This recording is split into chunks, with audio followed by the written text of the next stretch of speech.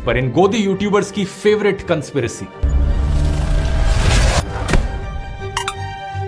देखो वैसे एक बेवकूफी काउंटर तो इसका भी बनता है। ये बंदा पूरा वीडियो बना रहा है मेरे ऊपर, लेकिन मेरे नाम की स्पेलिंग ढंग से लिखनी नहीं आई इसे। राठी में मैं आई करके नहीं, डबल ई करके लिखता हूं। 21 दिसंबर 2014 को इसने आम आदमी पार्टी के लिए गाना बनाया 5 साल केजरीवाल।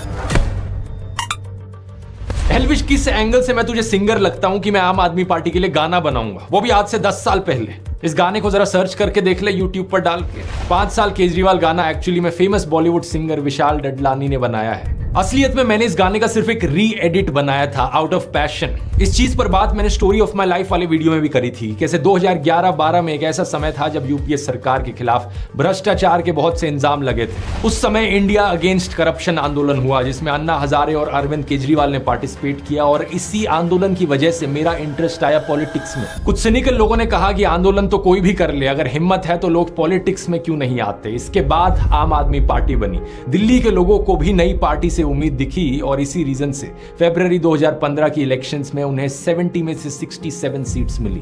उस समय उनके पास बड़ी बड़ी कंपनियों के द्वारा दिया गया हजारों करोड़ का चंदा नहीं था, आम लोग ही उन्हें पॉलिटिकल फंडिंग दे रहे थे। क्योंकि मैं इस चीज को लेकर बड़े पैशनेटली फील करता था, तो मैंने ओपनली उन्हें सपोर्ट किया और वॉलंटियर किया उनके लिए अपनी एडिटिंग स्किल्स का इस्तेमाल करते हुए। मैं उस समय एक स्टूडेंट था, अपनी इंजीनियरिंग की पढ़ाई कर रहा था जर्मनी में, तो जो फ्री टाइम था उसमें मैंने कुछ ग्राफिक डिजाइनिंग करके इनके लिए पोस्टर्स बनाए और 1-2 गानों की एडिटिंग करी। लेकिन नोट करने वाली बात यह कि ना तो किसी ने मुझे कहा यह करने को, ना किसी ने मुझे पैसे दिए ये करने के लिए, और ना मैं कभी ऑफिशियली या अनऑफिशियली पार्टी का मेंबर था। जो मैंने किया अपनी मर्जी से किया, अपने पैशन के बल पर किया। 2017-18 तक भी आपको मेरी फेसबुक पोस्ट मिल जाएंगे, यूट्यूब वीडियोस मिल जाएंगे, जहां पर मैं उन्हें सपोर्ट कर रहा हूं ताकि उन्हें फुटेज मिल सके, भारत की राजनीति में एक नई पार्टी सरवाइव कर सके। अगर कल को किसी दूसरी स्टेट में फिर से कोई नई पार्टी खड़ी हुई जिसको लेकर मुझे लगा कि ये ईमानदार है और इसके पॉलिटिक्स में आने से देश की राजनीति पर एक पॉजिटिव इंपैक्ट पड़ेगा, तो इस बात में कोई दो राय नहीं है कि फिर से मैं ओपनली अपना सपोर्ट जताऊंगा।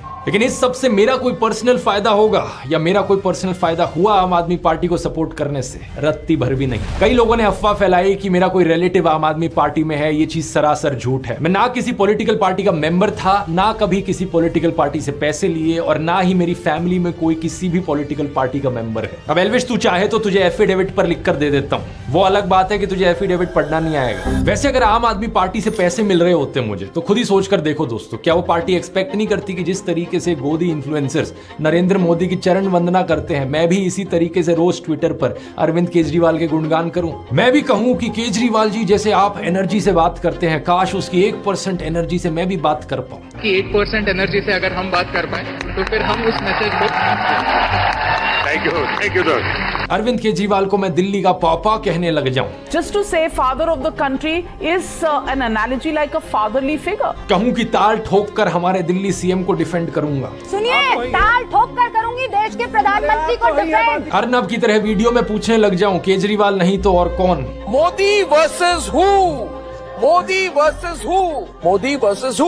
और अपने ट्विटर यूजर नेम पर लिख लूं केजरीवाल का परिवार और आम आदमी पार्टी के लिए वोट की अपील करूं। लेकिन इतने सालों में दोस्तों, क्या आपने मुझे ऐसा कुछ भी कहते हुए सुना? एल्विश तो बीजेपी नेता स्मृति ईरानी के साथ फोटो पोस्ट करते हुए लिखता है कि वो एनर्जी से भरी हुई है, ह्यूमरस माइंड वाली है। ये प्रधानमंत्री मोदी के बारे में लिखता है कि वो राम भक्त राष्ट्र भक्त मोदी है। इस ट्वीट में एक बार फिर से चरण वंदना करी है मोदी की। लोग मेरे को बोलते थे बीजेपी का दल्ला है। लेकिन एल्विश के हिसाब से मुझे पैसे मिलते हैं और इसकी चाटुकारिता के लिए बीजेपी से कोई पैसे नहीं देती। आगे ये कहता है कि मेरी ऑडियंस पाकिस्तानी है, क्योंकि 50% जनता इनकी पाकिस्तान से आती है, जो हमारे देश में मेरे हिसाब से कुछ असर नहीं डालती।